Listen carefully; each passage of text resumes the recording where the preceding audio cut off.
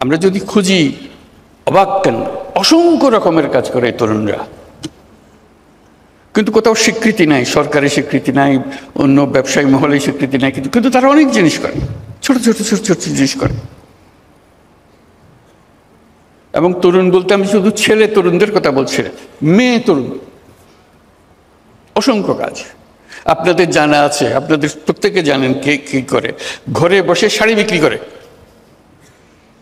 কে কোথাও জানেন, বাড়িতেই কিছু না, কিন্তু তার ক্রেতা বহু জায়গায়।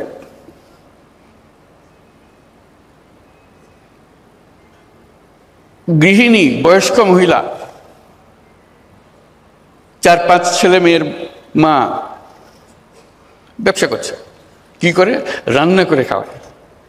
অর্ডারটা 3 দিন আগে দিতে হয়, কি কি চান, কি কি জিনিস, ঠিক রান্না করে আপনার বাড়িতে পৌঁছে দিচ্ছে। কোনো স্বীকৃতি নাই। তার মধ্যে একাংশ থাকবে শুধু এদেরকে দেখানো, যারা অত্যন্ত চমৎকার বুদ্ধি নিয়ে এই দুনিয়ার সব কাজের ফাঁকে দিয়ে সে একটা ব্যবসা নিজে সৃষ্টি করে ফেলেছে। এটা দেখানো এই জন্য দরকার, ওই যে বললাম সুরসুরি, এটা দেখার পরে প্রত্যেকের মাথায় সুরসুরি আসবে, আরে আমি তো ইচ্ছে সুন্দর করে করতে পারি, আমিও তো একটা করতে পারি। মেলার উদ্দেশ্য হলো সুরসুরি দেওয়া, বিশেষ করে এই তরুণীদের মাথার মধ্যে সুরসুরি দেওয়া। আমি তরুণদের একাংশের কথা বললাম, যে একটা অংশ হবে তরুণদের হবে, হোক, তার মধ্যে মেয়েদের একটা অংশ হবে, তরুণীদের একটা অংশ হবে, যাতে তারাই ফুর্তি করে দেখে কি করছে তারা, কত রকমের কথা। তারা ছেলেদেরটাও দেখবে, ছেলেরা মেয়েদেরটা দেখবে, দেখে আরো বুদ্ধি বের হবে। বুদ্ধিতে ঘষা দিলে অনেক বুদ্ধি বের হয়।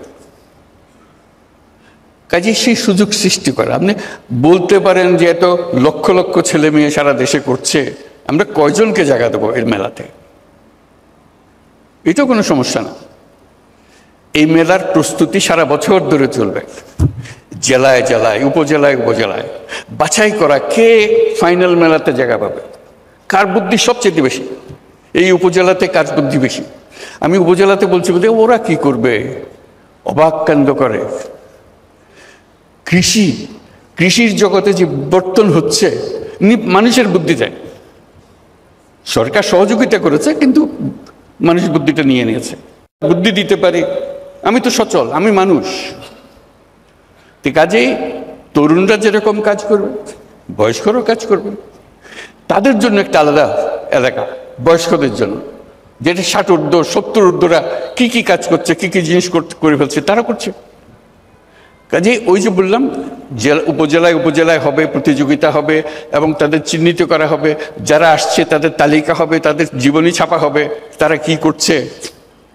তারপর তাদের দেখতে আসবে সবাই, দলে দলে আসবে, সারা দেশ জুড়ে আসবে, বিদেশ থেকে আসবে, কে কি করছে। আপনাদের বহু ঘটনা জানা আছে, আমার বলার দরকার নেই।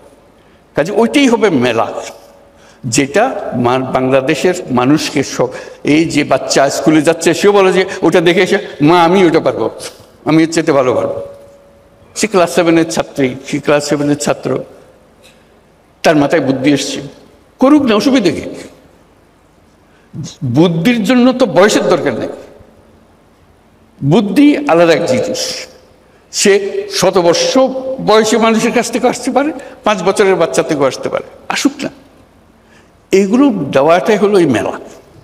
কাজে আমরা এই মেলা, আজকে আমরা দেখব, মেলা আমাদের উৎসাহিত করবে, কিন্তু ভবিষ্যতের মেলা সারা দেশ জুড়ে হবে, জায়গায় জায়গায় হবে।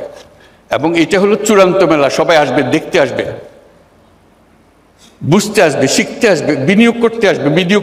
এখানে যারা দেখতে আসবে তাদের অর্ধেকাংশ হলো যারা বিনিয়োগ করতে চায়, সঙ্গী খুঁজতেছে, কোন ব্যবসাটা সে ধরবে, কোন ব্যবসাটাকে নিয়ে সে এগিয়ে যাবে। বুদ্ধিটা তো বিরাট সম্পদ, টাকার চাইতে অনেক বড় জিনিস। টাকা তো বুদ্ধির পিছে পিছে দৌড়বে। আমরা এখন বলছি টাকা নেই, টাকা নেই, টাকা নেই তো বিষয় না, বুদ্ধি নেই বলতে পারেন।